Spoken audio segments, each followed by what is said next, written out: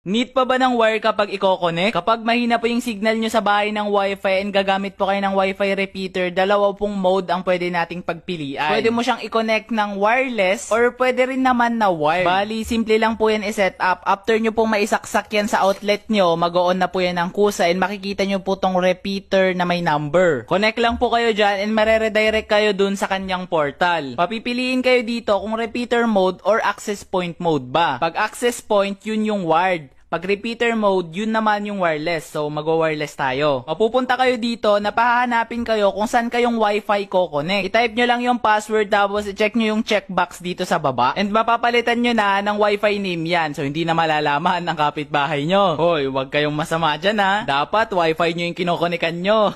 Tapos yan, wait nyo lang ng 30 seconds and magpapakita na yung pangalan ng Wi-Fi extender. So, ganun lang kadali.